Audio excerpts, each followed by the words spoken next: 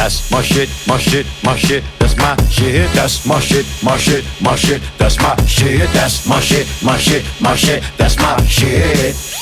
Shit. Who like dope beats, fly rhymes, and waxing the philosophical? Cause we don't like the small talk, gossip, and what's topical. If it's a product of your heart and soul, then it's optimal. Pull up and have a seat, we about to do the impossible. I'll put you on the game if you working new to the set. Underground lurking and ain't nobody heard of you yet. Whether first time hustling, service, or crazy vet, lay it on the table the way we earning major respect. Now we paying tribute, so just relax and laugh a bit. Sit back and maybe you'll learn something after it. Try not to be offended, pretending to have a fit. The truth is, I just like what I like. That's my shit.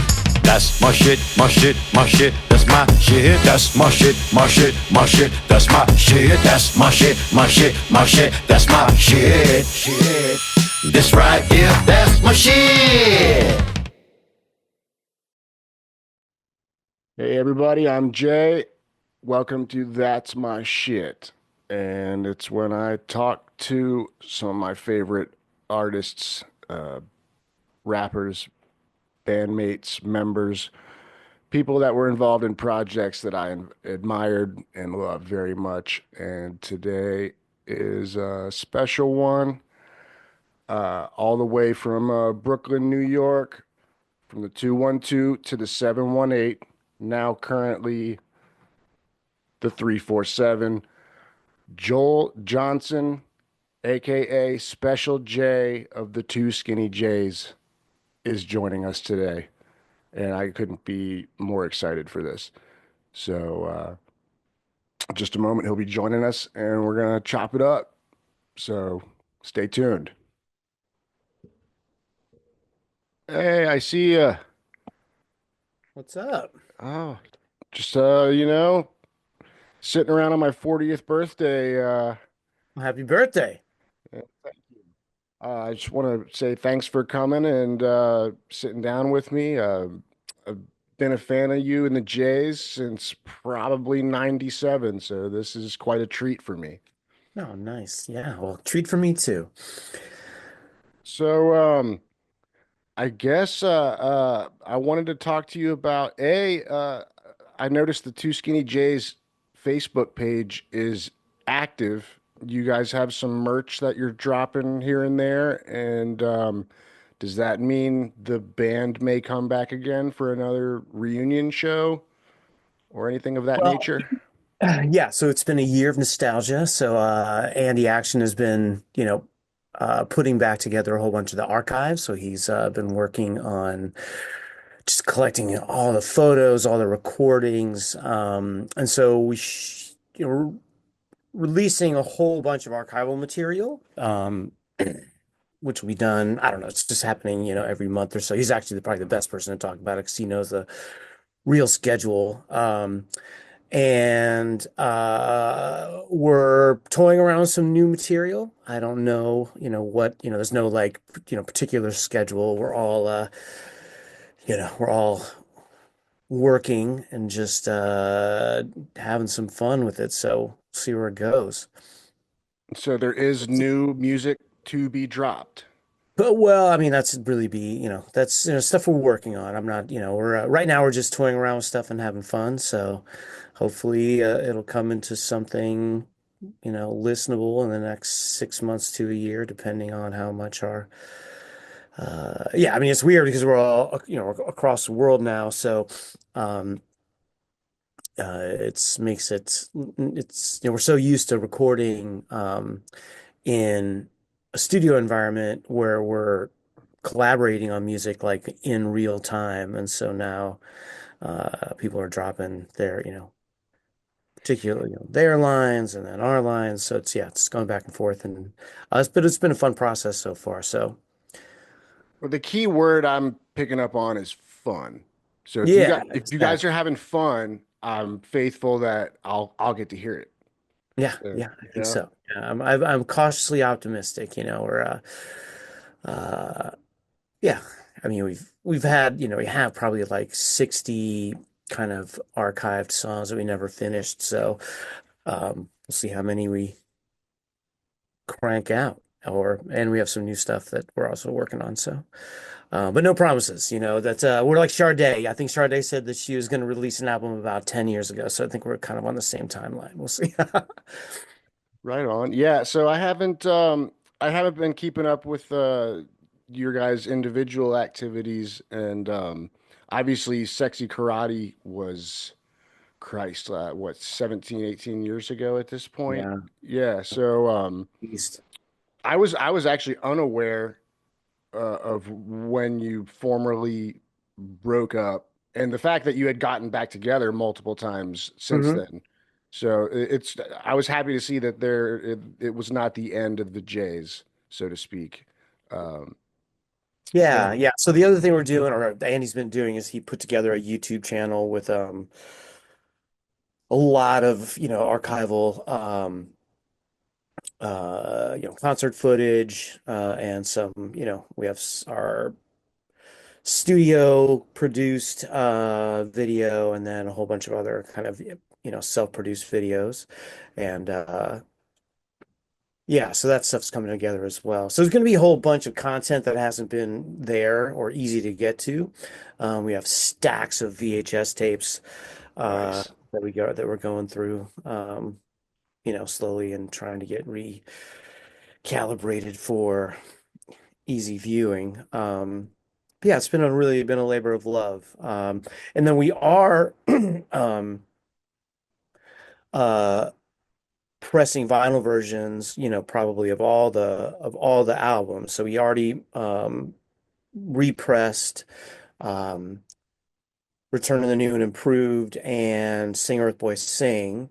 And next one to come out is Supermercado. So that's in Nice. the, near final stages. So Well, certainly yeah, within 3 or 4 months. Yeah, right? you just put a smile on my face, dude. So I'm so there for that. I was unaware of the Earth Boy and New and Improved had been repressed. So Yeah, yeah, yeah. It's been that came out. I think that re-released back in the summer of this year. And yeah, we're really fortunate. We have there's a record label who's run by a fan who's been really supportive of us, Bishop Records, and so it's enabled us to really put a lot of effort into the artwork, presentation. So the last one was a fold out, gatefold record or two record set with a whole bunch of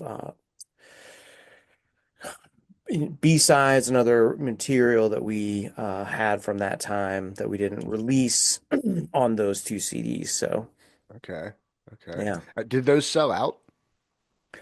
Yes. Okay. Although there may be a few lingering, um, a few lingering yeah, maybe a handful of records. If you I'll reach have out, to. give me your info, and I'll send you, we'll get some to you if we have some left. Fuck yeah, man. Well, I'm stoked. Uh, so, I guess I never really knew much about you guys back in the day. I Mhm. just had your CDs and I caught you live a couple times. And I'll tell you a story real quick. So the first time I saw you was with Shooty's Groove and Cottonmouth Mm. Kings in like 97, I think. Oh Maybe yeah. 98 maybe. And my mom, I was like 13. My mom took us to the fucking show and and and Yes. and you guys in Shooty's Groove were not like really threatening or menacing at all. But Hmm. Cottonmouth Kings, they were actually mainly who I was there for. My buddy was turning me on to you guys and Shooties both at the same time. But I was there for Cottonmouth. My mom knew I was there for Cottonmouth.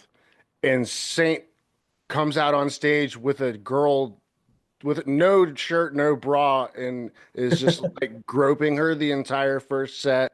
And then at the end of their set, there was like three topless girls on stage.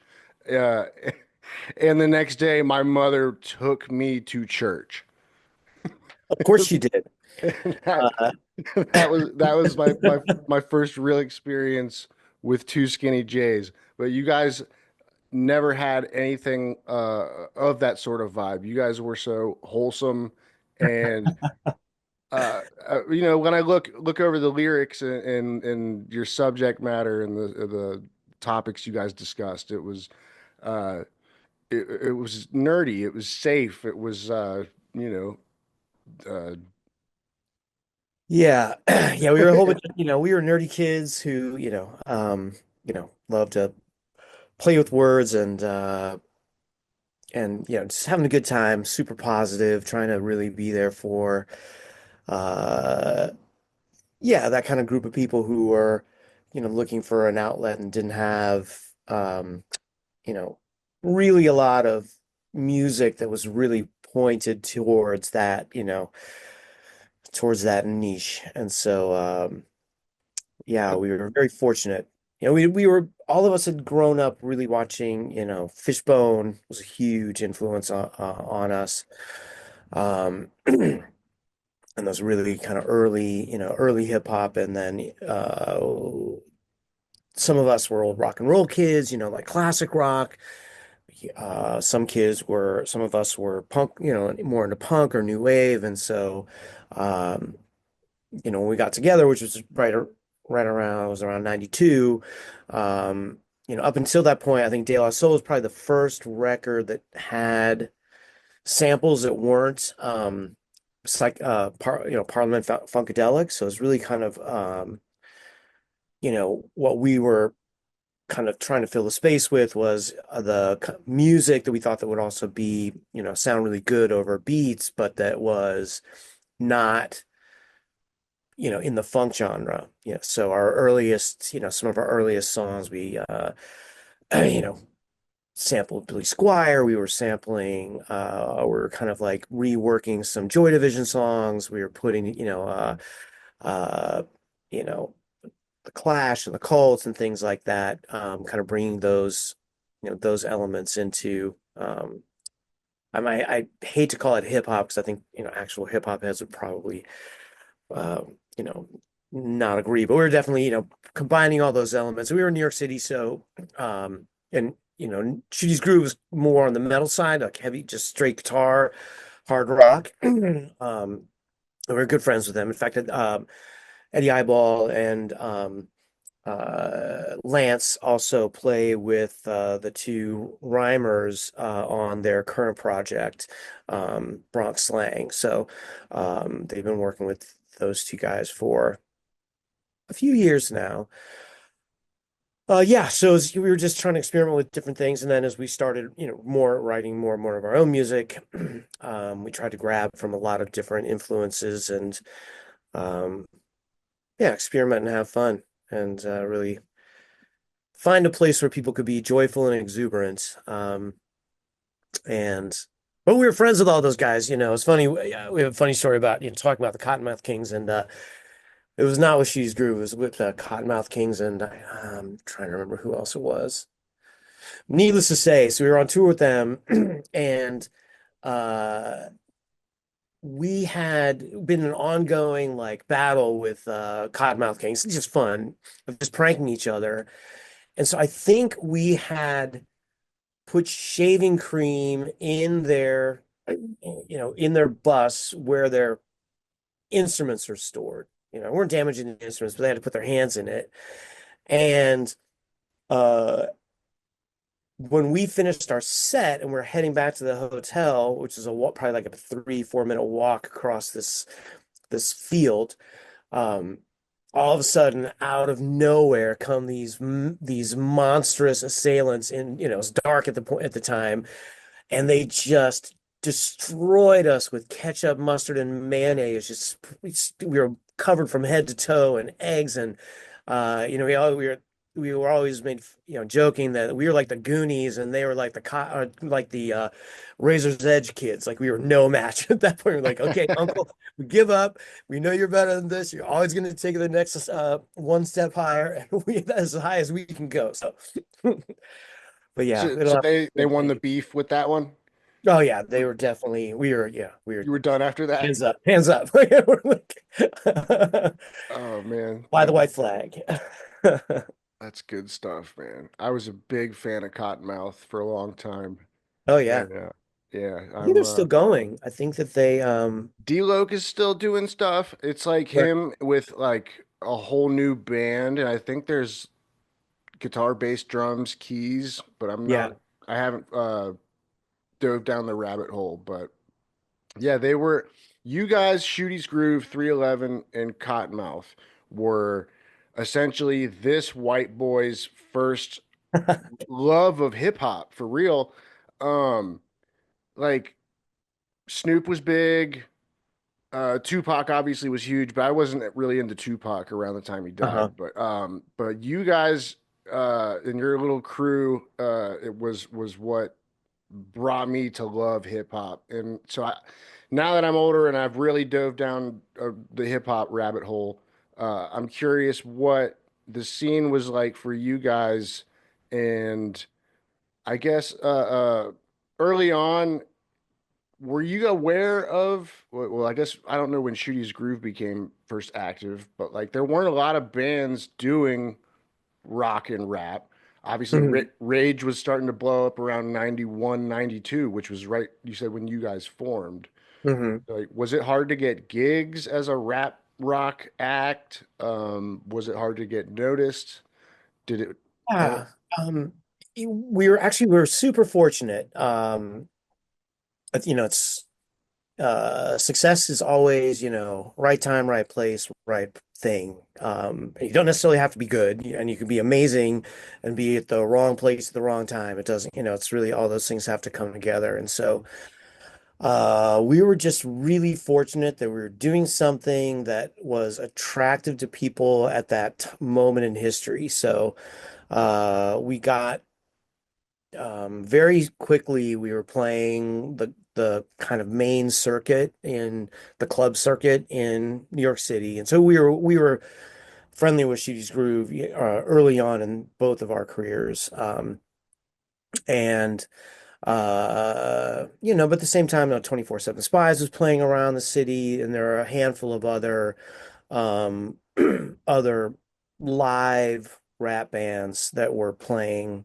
It was mostly kind of a soul funk, kind of a funk scene for that here in the city, and so we were a little bit of an outlier. But and then we we got this gig on what was his name? Battle of the Bands. It was shit. What's the top 40 guy? In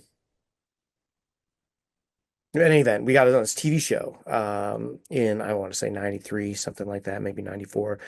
And we came in second place. We did not win, but there was a booking agent and a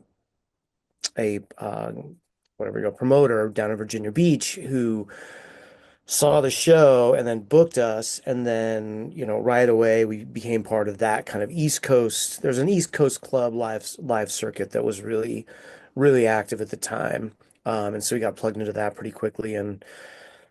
We're probably doing that for 3 or 4 years before we got signed to Capricorn, and that's when we were able to put together, our major label release. And then, but before that, we were recording in basements and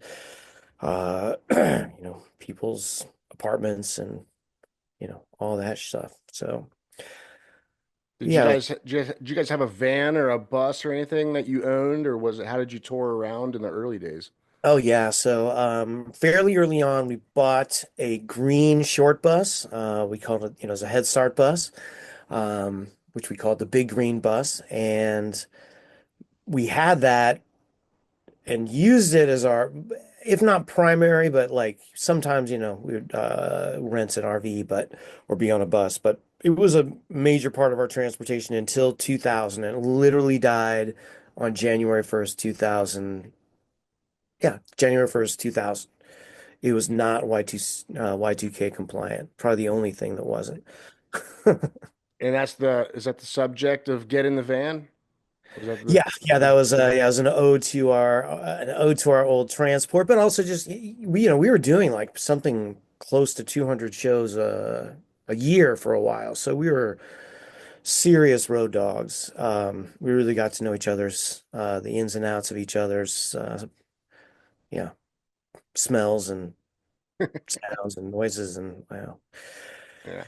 TMI, but it was yeah, it was really fun. We were really fortunate to have it was a good group of guys and we're all still friends. And right now when we're playing around with music, it's all the original band members except for one. So um yeah, we're still kicking it on Zoom every once in a while and saying hi to each other. So One thing I gotta ask you about is it was it AJ Stumpy Johnson?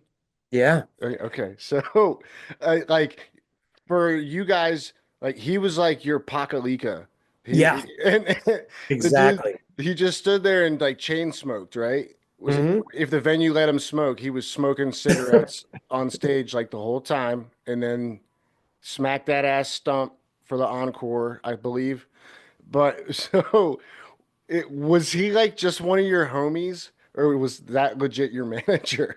That guy, he owned the rights to the band name and to the band. So we were, yeah, working under his thumb for decades. We were, we did get 3 square meals a day, and that was his promise to us. So um yeah, I don't remember any place really caring about him smoking It until was maybe the late 2000s or 2003. We broke our last show was in 2003 for when as a that was our final run, kind of, and then we had a 3, 4 reunion tours after that. Did you guys do any of the 311 cruise boat cruise things? Yeah, we did one of those, which was Okay, super fun. And a lot of that footage is on the YouTube channel as well. nice. It's such a good time there. Yeah, that was great. Really appreciate them inviting us on, and it was a really fun time. They do soften your poopy, so just a word of warning for to anybody who goes on a cruise. Do not expect, this is a soft serve for the whole 4 days. Interesting. I've never taken a boat, so yeah, I'll have to keep that in mind. And it's seasick pills too, right? Yeah, well, it's shockingly even, or at least it was when we were there, on that particular tour. And 311, I think he owns an island, one of the guys. Yeah, Nick totally owns an Nick. island. Yeah, So that's why I always thought it was genius when they put that together. 'Cause I'm like, yeah, the yeah, cost to him is like, well, probably cut in half as opposed to yeah, any other band that throws those things. They've got to pay way more yeah. in Yeah, cost I'm for that impressed sort of that thing. Nick Hexum has island money. I was like, damn, son. Well, I most do not have island money. I think he's owned a clothing company since like the mid 90s. Hmm. I think that's where he's done really well for himself and been able to you know, get the Black Eyed Peas trophy wife occasionally. All right, good on him. Uh, well, I actually heard about that. That was an interesting story. So his ex-wife was in line to be the next Fergie for Black. Really? Yeah, so Black Eyed Peas wanted Will I Am wanted Nick's ex to be the female lead for Black Eyed Peas, and I think according to VH1, Nick didn't like that idea, and Fergie joined and became the biggest star in the world. So Wow. yeah, So Nick Hexum kneecapped, he cock blocked his ex-wife, huh? evidently, yeah. So they're not together anymore. That's I know that much. But I thought that was a super interesting footnote to music history that I learned about semi recently. Yeah, But we met the black guy. We played with them just once at Red Rocks, which and nice. what an incredible venue. But it was before for the Fergie era, so it was kind of when they had some hits and they were more traditional hip hop. And Will I Am was hanging out with Andy Action, our drummer, on the back stage area, and was talking to Andy about how we want to be the biggest band in the world. We're gonna get a woman, and we're just gonna blow the charts up. And he was right. So he's a swami. You see the Sometimes, future. yeah, you got to be a Kanye. Just set your intentions out there and Yeah, say, I'm that's going to be a billionaire, damn it. You know? No, that's where I got it wrong. Okay, okay. So, just re what's the word I'm looking for? Trying to get back and refamiliarize myself with you guys. You met the original band members at Columbia University. Yeah, yeah. So I started the band with a buddy of mine at school, who's also named Jay and who's also skinny. Um, and I named it Two Skinny Jays, and I had no idea. I didn't smoke weed at the time much, so I had no idea that it was a pot reference, and probably not for like 6 years. Like it probably wasn't until late '90s that I understood. And even the kids there, we had a straight edge guy, Eddie Eyeball, doesn't smoke, doesn't drink. Um, he knew, and then he was shocked. It's like, you didn't know that? Because like people would show up at Halloween shows wearing, two skinny joints. But yeah, we met at Columbia, and then most of the first round of players were people we knew at school. And then Jay had a friend, Andy Action, who played bass or drums, sorry, and then King Vitamin was a friend of his who came in to play. No, he played bass. So yeah, he's our bass player originally. So there, Andy had a couple friends from New Jersey that started the band, and then we had a pretty big revolving cast for the first 4 or 5 years. But Eddie Eyeball, myself, and Andy Action. And then Stevie Spice, once he joined the band, were consistent pretty much through um, the entirety. And Were then, you, were you go in ahead. school for music in college? Not at all. I know, like, if you told me when I was 17 years old, like, this is what you're going to do in life, I would not have believed it at all. Because yeah, we just did it for fun. We were really just trying to, um, yeah, just have a good time, Jay and I. It wasn't something that we expected to go anywhere. And as I said, it's just it's one of those weird right time, right thing, and a good enough product or, doing something interesting, that people were attracted to. So we were just there. Um, we had unexpected success. And then once we got successful, then we got serious about it. But, up until that time, we were, just recording in our dorm rooms or, at my apartment. And yeah, I mean, we never lost that spirit. It was always, if we were always there to enjoy the creating of music and the playing of music. So when did you play your first show as Two Skinny Jays? Do you remember that? Yeah, yeah. So it was 1992 at Columbia. There was an event called Despair Fest, which was a counterculture festival. Uh, Sounds goth. Despair no, not Fest. at all. Yeah, I think it was, 1992 irony. Um, and so that was our first show. And at the time, Andy, the drummer, he played on an actual drum machine, like a little, I don't know, it's probably like 8 inches, maybe 10 inches by 14 inches. And he would just hit the buttons, He to was make the doing it drum. live, like Yeah, on. literally, yeah, live. He'd hit the Wow. buttons live, right? Um, so it made it really easy to get in and out of, you know, venues for a while. Until there was one time when the power got cut for his drum machine, and then that was it. He was never to be, castrated again on stage. He's like, fuck that. And at that point, then load in and load out got a lot more difficult. So So did he pick up an actual drum set or did you hire a drummer?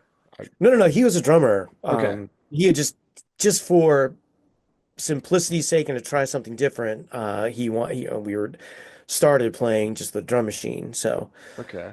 yeah, yeah. But it was a live drum machine, so it was really, yeah, it was fun. I don't know that anybody else is, I've never seen anybody else do it. I don't know that it's necessarily a good idea, but it was, yeah, it was really fun. And so I wanted to ask about Volumizer and the Mhm. the collapse of Capricorn. And well, we can talk about that in a second. But you guys had to re-release that record with new songs Mhm. and subtracted what was my favorite of those the songs you added. Stockholm Love, I believe, Uh-huh. Yep. was taken off the record. Yep. That pisses me off. Yep. Me And too. I'd like to know your thoughts on that and like what the hell was the label? What was their excuse for making you do that? It wasn't pop enough?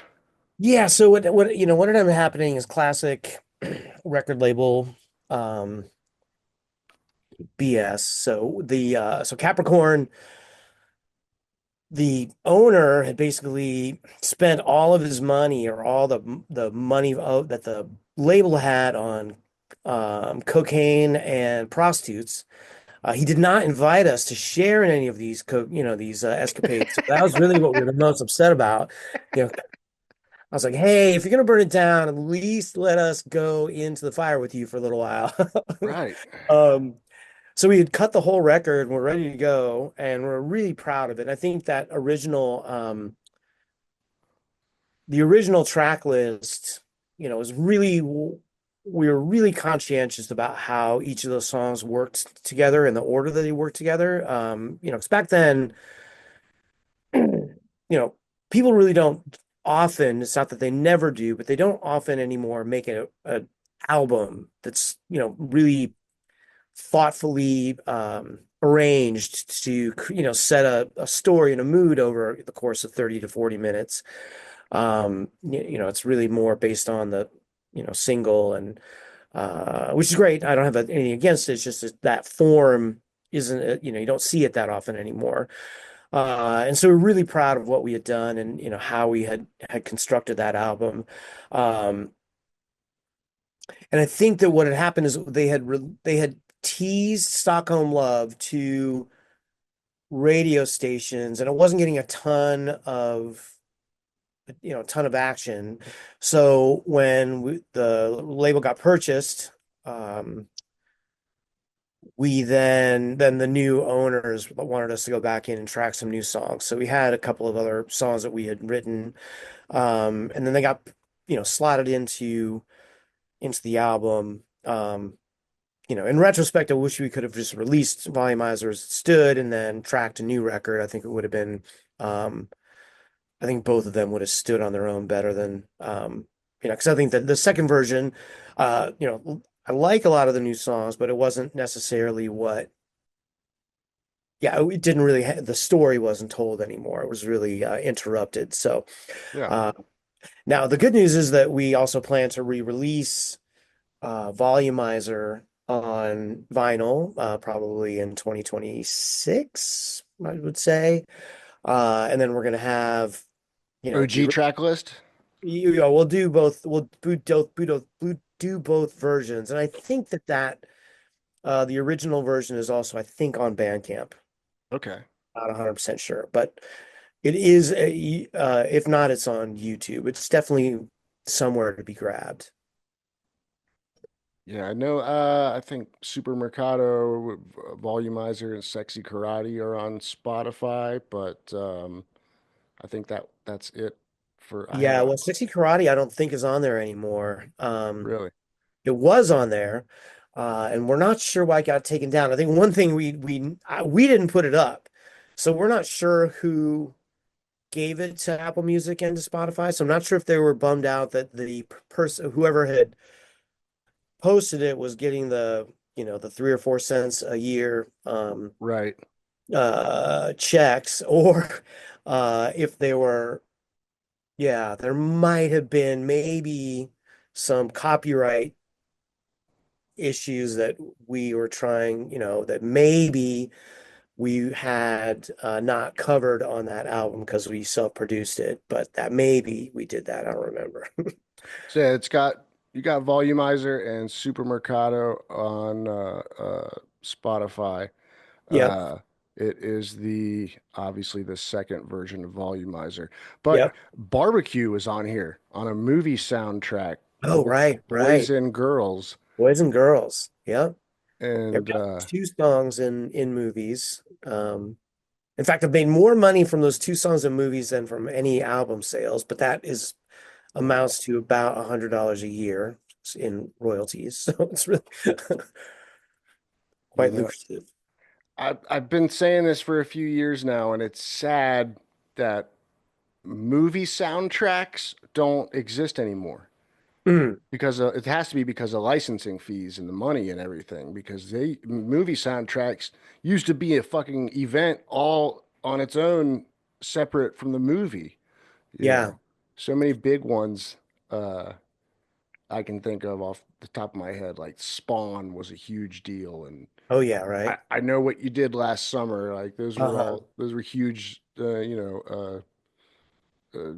Compilations of a window in time for pop culture to a degree, you know? Yeah.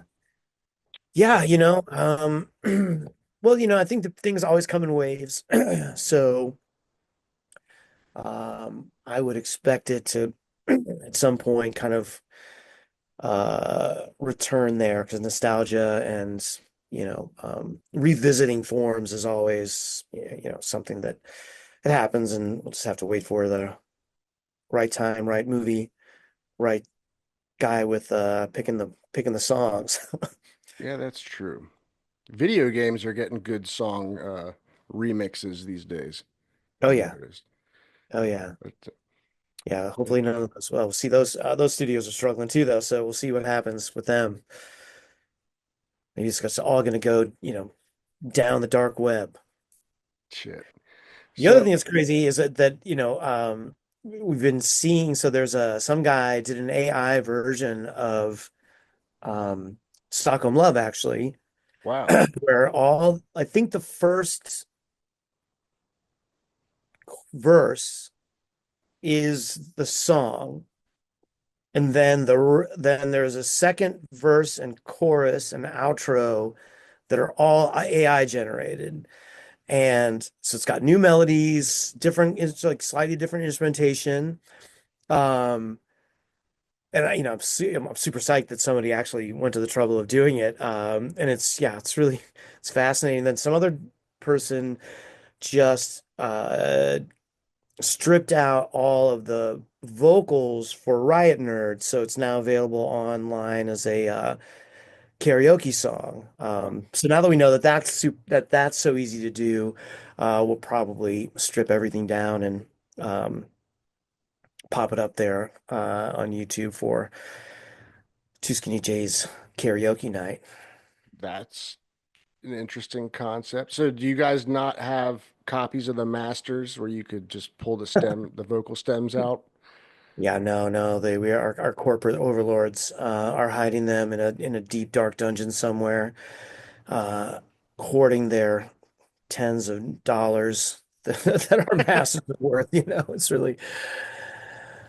Yeah, we've tried to get them, but they won't release them to us. So So is there any copyright uh issue with you guys releasing your own music on YouTube, or if you want to monetize your YouTube channel, can you do that with your own music?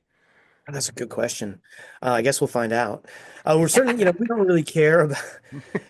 Um, eh, this is not a financially driven endeavor, so we're just, again, the musical was always, and the music in the community was what we were always really, we enjoyed. I would love to have made more money with it, but um, we got exactly what we were looking for, which was the pleasure and joy of making music with your friends and sharing that music with other human beings. Like it was, I mean, it's something. Like if you can be in a rock and roll band or a band and get to play live and really feel the energy of send energy out to a crowd and have them send that energy back. It's like nothing else in the world. It's indescribable. Yeah, I dabbled for a few years and played in a band. Yeah, It was a lot of fun, and we did pretty decent in the local Cincinnati, Ohio circuit. But nice. yeah, like you said, there's nothing quite like it. And when three or four people on stage or more can really, really pull it together, and you're really tight, and you create something that's greater than the individuals, you know what I mean? Hmm. And like, yeah, everybody should experience something like that. The reward of the teamwork is pretty special in the moment, you know. Yeah, yeah, So it's a good one. It's good high. for sure, for sure. I've dabbled in stand-up comedy recently, and that's a Mm, similar high. Well, yeah, when you do good, when you do yeah. shitty, it can be the worst night of your life. But Well, it's I've always felt with, stand-up comedians, I think it's Mitch Hedberg, he's famously in one of his comedy shows, like he's struggling, and then he just looks at the crowd and he's just like, I'm just trying to make you like me. I was like, and that's exactly it, it's like if people like you, they are gonna, join you for the ride. Not that they dislike you and you're bombing, but you're not, there's not the connection's missing. And so, yeah, I've always likened it to being a wizard, yeah, with some sort of magical ability to just create, a monsoon in a room, and just, make the waves go up and down, and, to calm them, and then, bring them crashing onto the rocks. And so yeah, it's really, it's something special. so. As a former musician, I tried to make some hip hop with a buddy of mine he can rap his ass off, but Hmm. I wasn't used to the process of hip hop.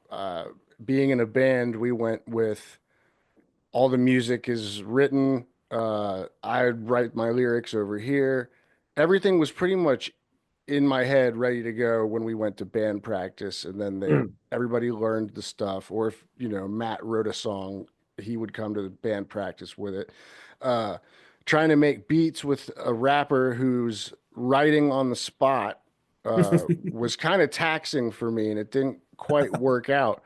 Now, what's your lyric writing process like? Is it a little of A and B, or do you write everything before you step up to a mic? What's your process like? Yeah, I cannot say lines off the top of my head. I'm terrible at freestyling. So we always I always wrote my lyrics, and so did Noah, um, Jay Guevara. We would hear the music or hear the beat that we were kind of working on, record it, and then take it home and write lyrics. And then it was a really fun process because we were at rehearsal.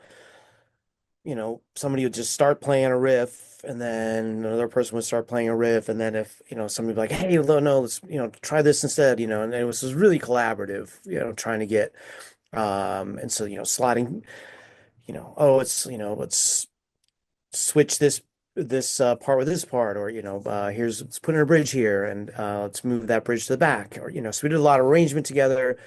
And then we would move really, we're really conscientious about how the music worked with the lyrics themselves. So if there are, particular parts where, we wanted, downbeats to miss, or, et cetera, to kind of go in line with what we were saying.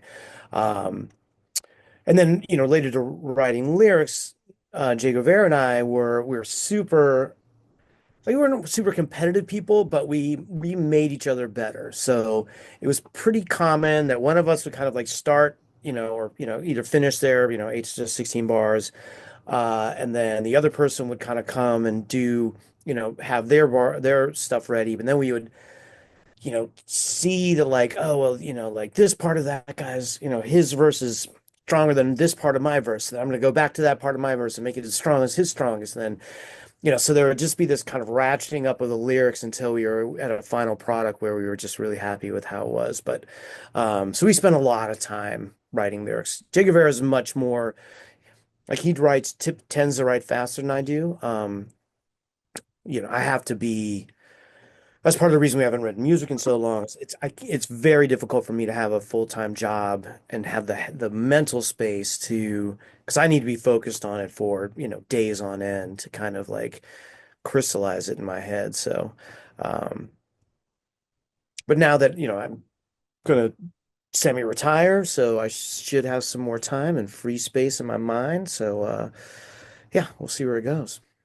Yeah. So, wanted to ask you if you have you done any uh side piece one-off hip hop tracks with anybody? Anything outside of the Jays, hip hop oriented or otherwise? No, not me. The Jays was my one girlfriend. So I started the band. It's the only band I've ever been in. Um, and if I'm gonna use my mental space, I'm gonna use it with these guys who are, some of my closest friends. So, but Jay Guevara has definitely done some other. Well, he has his own band. So he has, I think, two projects that he has, and then. He was in a band called Me, Mom, and Morgenthaler out of Montreal, and that's how we met him. And so I think that they put out a song. It was maybe 2 years ago, and so he did some work on that as well. But in terms of actual rapping, most of Jay Guevara and well, certainly all of mine and most of Jay Guevara's rapping is on to Skinnee J's. What he's doing now for his own projects are they're yeah, it's not rap. It's rock and roll or new wave, etc. Well, I actually have my buddy Nick is one of my friends that helped introduce me to Two Skinny Jays way back in the day. He's a Thanks, Nick. he's got a hip hop instrumental thing going on. He goes by the name Juan Cosby. Shout out to Mm. Juan Cosby. I told him today I was going to be speaking with you. I was like, if you have any questions you'd like me to ask him, run them by me. And he's like, well, does he want to do a track with me? So Send me the music, Juan. I'll send We you can a do. link I after got time on this. my hands now. Yeah, he's done some. He's got like probably 6 or 7 albums up on Spotify and Bandcamp and stuff. A lot of Oh, awesome. he has a lot of MCs, underground hip hop collaborations, and a lot of instrumental tracks too. But Hmm. yeah, if you're ever interested in just doing a Writing it down right 16 or now. something, yeah. Say what? Writing his name down right now. I'll Yeah, check it out. Juan Cosby. Um, yeah, I would love to hear anything that you'd hop on, Jay or otherwise. So I told him I would run that by you, and I figured I'd do it now because I'll probably forget after this is over. Right on. So, um, and so yeah, I didn't write down any questions for you. This is usually it's pretty organic, pretty Free relaxed form. type of conversation.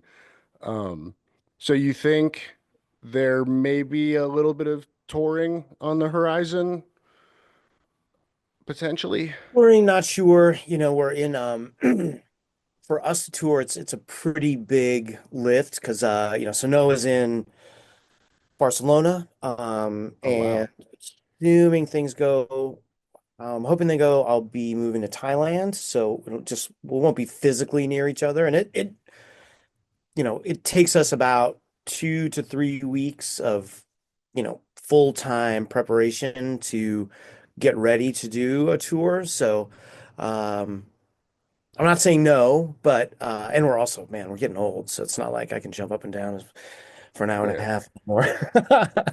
But so But everybody's got to get together and live together for 2 weeks and rehearse to get ready. kind of, yeah, exactly. Yeah, so every time we do it, you know, um, we'll rent out a studio for a couple weeks and then just um, play the songs over and over again. Really, the reason it's typically challenging is that we we always played the samples live. Like we don't have tracks, so it's not like um, we can just okay, here's the keyboards and just drop them down and then play along with it. If that was what we did, and probably we're stupid for not doing it, but so it's really challenging for the keyboard player because he has to remember like which key is the is the what sound, in the sample because the samples won't typically be chopped up onto various keys. So it's kind of like learning a whole nother, you know, scale every time for every song. So I can see that. Yeah, that's kind of a lot. yeah, yeah, it's Yeah. and our keyboard player lives in California, Tyler. So um, yeah, So we'll see. Yeah, we'd love to. So uh, we've just all we've had full-time jobs and people have kids now. And well, I guess really Eddie Eyeball and Jay Guevara have kids, but they're getting old enough that they can take care of themselves. They can make their own dinner. right? Yeah. So is Eddie is he producing bands or I think I talked to him briefly at one of the last shows I saw you guys at, and he said Uh-huh. maybe after Two Skinny J's was done, he would be working as an engineer or something of that nature. Yeah, he did. He and who else?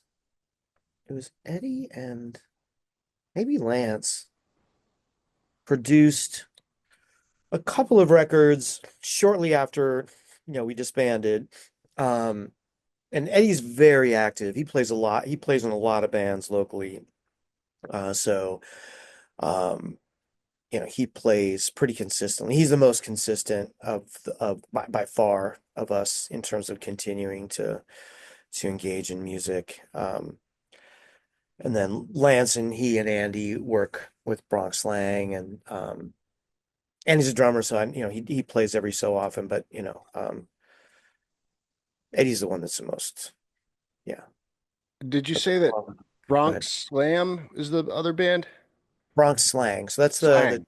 yeah, the two vocalists from Shooty's Groove.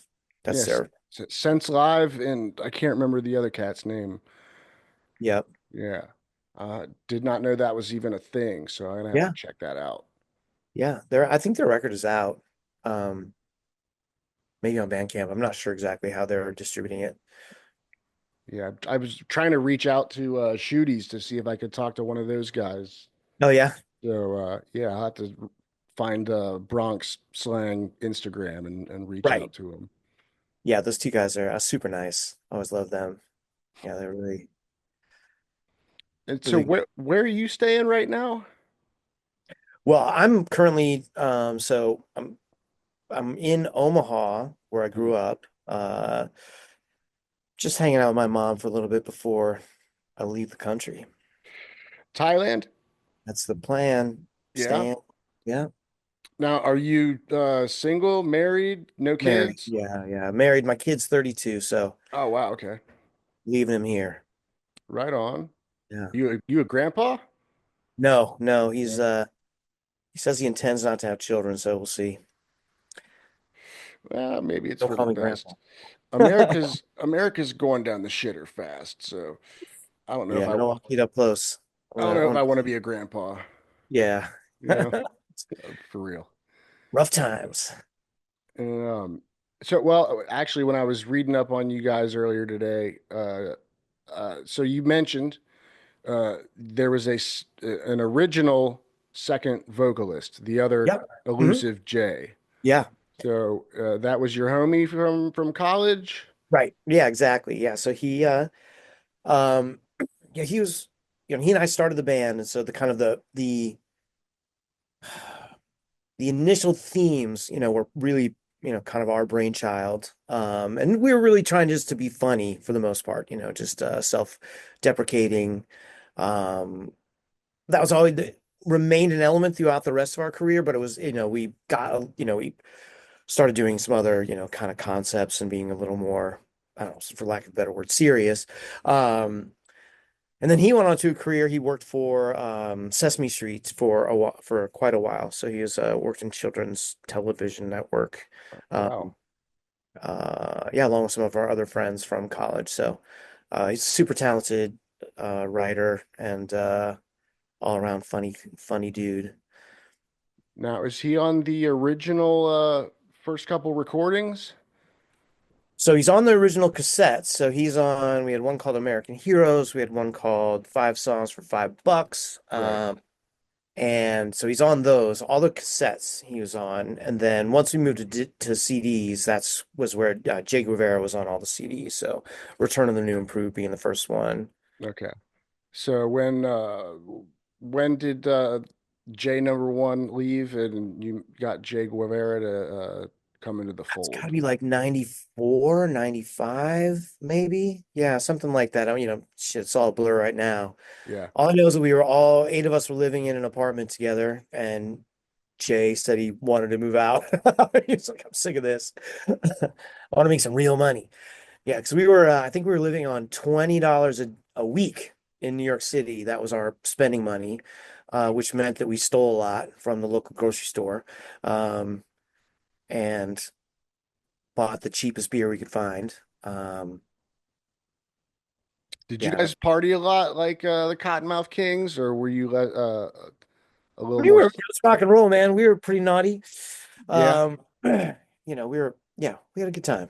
We had a good, it was the, we had a good time. You had We weren't like a pot, like they were potheads, although, yeah. right. So I mean, they literally wrote like 500 songs about pot. Like it's impressive, like, it was like my favorite one was when they like, what would I do if I won the lottery? And I was like, what is he gonna do? I bet. Oh yeah, he's gonna buy some pot. I was like, yes, he is. Um, yeah, listen, we had, it was yeah, the 90s it was a fun time. Yeah, the other thing that was happening is live music was, really a thing. And, unlike, yeah, probably more than, on the club scene, probably at the height of the, clubbing kind of, small to medium sized venue, um, just decade, because there are so many different kinds of music that were, people were gravitating towards, so there's hippie stuff, there was, your regional rock bands that people liked, then, alternative, and then, this, kind of our, kind of high, high velocity rap or rock and roll. And so, um, as I said, it was right time, right place. We just there's a lot going on that to get attached to, and so it was yeah, yeah, 90s was wild. And speaking of which, I just read this on your Wikipedia page. You guys fucking played Woodstock 99? hell yeah, Dude, yeah, I it was great. It was we left before the tower collapsed, so I think we left the day before. um and it was so messed up because and it was gnarly, like it was, I mean, it was as gross as they describe it. And but we were playing at this kind of, was off-site, so it wasn't, I mean, it was on-site, but it was like kind of a B venue, so we weren't on the main stage. And we were playing right against Rage Against the Machine, so we didn't get to go see Rage. uh, And we bummer. were, of course, really bummed out because we're like, oh my God, like of all the, you know, we really wanted to see them. Yeah. Um, and, like of all the bands to have to draw away your crowd. But what ended up happening was that it was probably a 2,000 seat kind of hangar. And, there were probably like 50 people in there when we started. But by the end, like people just kept coming in. And so it was packed by the end. And I recall that I think they shut us down because like she was getting wild in the crowd because people were doing tons of drugs. Like like it was ecstasy days. So, there were people running around taking off their clothes, and yeah, it was like it got it got rowdy. Is there footage of that show? I don't think so. Well, let's put it this way. I think we had some, but we're not sure that we have it in our possession anymore. So like literally have, probably, 500 videotapes and we haven't gone through them all. So hopefully we'll run across that. We know that we did have one in it for a while, but we haven't been able to locate it. So, Was there any specific member of the band who was the dedicated videographer, the camera obsessed person that filmed all this? a good friend of ours, Jordan Pardes, who, he became a director of photography for a lot of, shows in, like Million Dollar Listing and, kind of these kind of reality shows. He was the one that kind of hung out with us and did a lot of recording. And then, oh my God, I can't think of his name. John Ennis was another guy who, basically two friends of the band. So they would, we've got a pretty significant digital, you know, library. And then there were a lot of if they weren't around, somebody was in the crowd that would come in and just ask us if they could videotape it, and we were, always totally fine with that. So, So it's a long process digitizing and going through and oh yeah, figuring out what's worthy of uploading, all that good yeah, stuff. yeah, exactly. Yeah, there's a Who, lot to go through. who's in charge of the archiving, or do you take turns, or is So Andy Action is like it's just okay? like his brain works that way. So he's the man who handles it. But he's got there are a number of kind of dedicated fans who have been working with us and just donating their time to go through and watch and digitize everything. So yeah, it's been a labor of love, just kind of re-architecting, this really fun, exciting periods in our lives. So And so, how soon is Thailand for you? well, if everything goes according to plan, I think in 7 weeks. So like pretty soon. Right on, right on. So you Yeah. selling all your shit? Selling all Buying? my shit and going to another country. Yeah. Do you have a online auction house you want to plug for anybody that's Good. watching, or Good, right? It was attach my name to it. No, I don't. Yeah. And is I'm a terrible marketer. It's always been my weak spot. is there any two Skinny J's memorabilia in the pile of stuff you're getting rid of? No. Anything So you want all that stuff yeah, I'm keeping, all my mementos are staying either with me or going to go into our vast archive of stuff. Yes, because I have all the t-shirts and all the posters and not all, but almost all of it, so um yeah, and I'll be bringing a lot of it with me into my next life. is there uh what's in Thailand? Is it you've been there? I'm assuming you've visited many times and fell in love. What's the story Yeah, I with mean, I that? think that, more than anything, I'm ready just to kind of get out of the United States. Political situation here is just not very, I don't know, just not, I don't love it. And not that it's great in Thailand, but it's not my country, so I can't do anything about it. And I can feel empathetic, but I cannot feel miserable about it. Um, and yeah, I really want to go to, there are beautiful people who are, they're kind and warm. And not that Americans aren't, but there's just so much, you know, there's just so much negative electricity going along around right now. I'm ready to take my hand out of the socket. Do you speak Thai? Not yet. I will. Nit noi. So, A little bit. so I guess I'm curious. What is your wife from there, or just you She was happen to? born there, but she's a Okay. California kid. She's moved over when she was like a year and a half, 2 years old. So Does she have family that's still over there? no, so it's just, we're just going because we want. And listen, we don't like Thailand, we'll move somewhere else. Go to Okay, Vietnam. that's what's Indonesia. up. Who knows? Yeah. Oh man, I'm Plan is stoked not for to you. have a plan. Now, do you guys have an apartment or a house you got your eye on? Yeah, Or we're not yet. No, we just have a area we're gonna kind of drop into and then let the forces of the universe direct us to the right place. So dude, I'm all about that. yeah. I'm stoked for you. That sounds like a total adventure, and man, I hope everything works out in your favor. Oh, thank you, man. Me too. Me Yeah. too.